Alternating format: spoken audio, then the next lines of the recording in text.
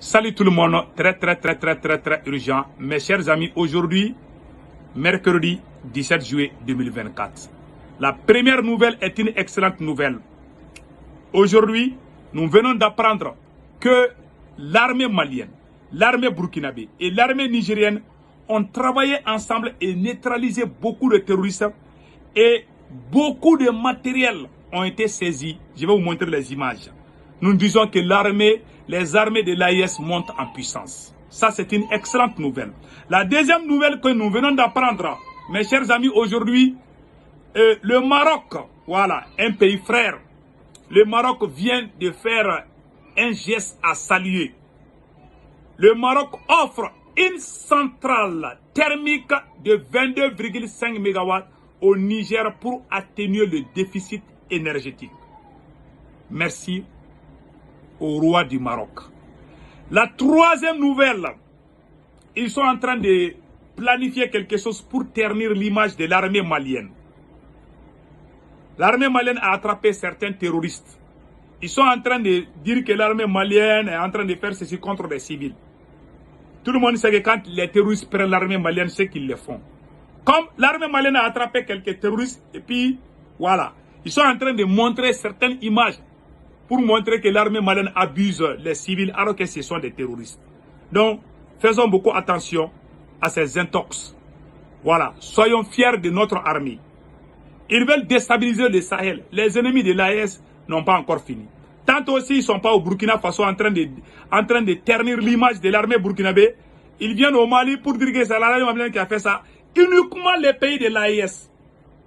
C'est des complots de déstabilisation. Ils ne veulent pas que l'AES réussit. Mais Inch'Allah, l'AES est en train de réussir. Parce que la Russie porte son soutien aujourd'hui à l'AES.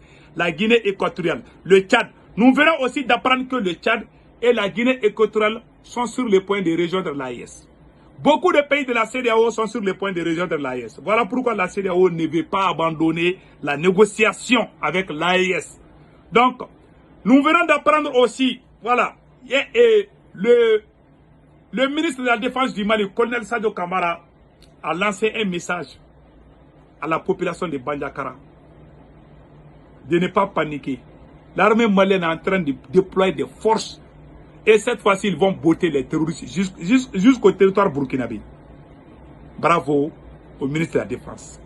Mes chers amis, nous allons vous montrer l'extrait du jeune officier malien, Azé Tessougué, qui est sorti majeur de sa promotion dans l'école de guerre algérienne. Donc, il va nous parler de ce qui s'est passé. Nous avons quelque chose qu'on va vous montrer comme surprise. Donc, avant d'aller de cela, nous allons revenir sur les nouvelles. Voilà. Mes chers amis, la première nouvelle, ça c'est la victoire de l'AES. L'AES a fait une victoire écrasante. Voilà les images. Voilà. Tout ça, ça appartient aux terroristes. Donc les armées de l'AES ont attrapé tout ça. Voilà. Les bidons, les carburants. Voilà, ça ce sont des carburants destinés aux terroristes. On les a attrapés.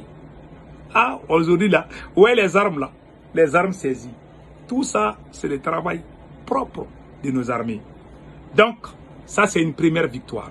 Mais comme je vous ai dit depuis le début, ils sont en train de montrer des images de l'armée malienne là. Faut pas croire de... L'armée malienne est contre uniquement les terroristes. Donc ce ne sont pas les civils, ce sont les terroristes. Voilà. Donc mes chers amis, allons-y au Maroc. Le Maroc offre une centrale thermique de 22,5 MW au Niger pour atténuer le déficit énergétique. Le Maroc a offert au Niger une centrale thermique de 22,5 MW installée à Niamey pour améliorer les capacités énergétiques du pays. Cette initiative suit la suspension de l'approvisionnement en électricité par le Nigeria, causée par les sanctions de la CEDEAO. Les travaux sont en cours avec une mise en service prévue pour fin juillet.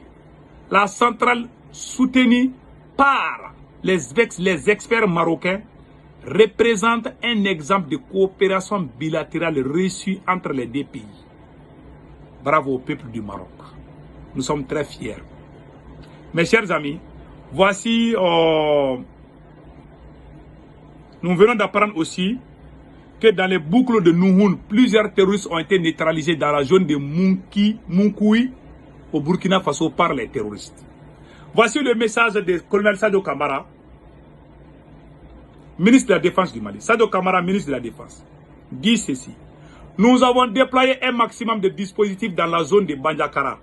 Dites à vos proches de limiter les mouvements en dehors de la ville et environ.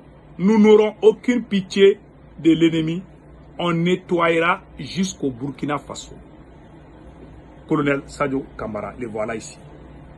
Tout le monde a vu maintenant. Voilà. Donc, nous lui souhaitons bonne chance.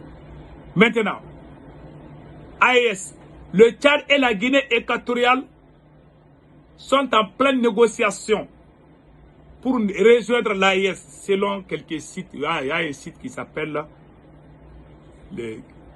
les Nigériens sont des frères. Le Tchad et la Guinée équatoriale pourraient rejoindre l'AES très prochainement. Vive l'AES. Voilà ce qui est écrit. Mais on va vérifier la véracité, voilà, de l'information. Maintenant, retournons au Mali et écoutons le jeune officier âgé qui a étudié en Algérie et qui est sorti majeur de sa promotion. Écoutons-le. Il faut savoir qu'il y a eu plus de 3000 stagiaires. Parmi ceux-ci, nous avons plusieurs nationalités. Les Algériens, bien évidemment, les Congolais, les Camerounais, les Nigériens, les Maliens et bien d'autres. Et ce qui m'a le plus motivé, c'est surtout arriver là-bas. Je voyais la place de l'armée du Mali. Certains minimisaient l'armée malienne. Certains ne nous considéraient pas, on va dire. Donc, il fallait que nous puissions donc démentir cela. Donc, nous avons fourni tous les efforts nécessaires.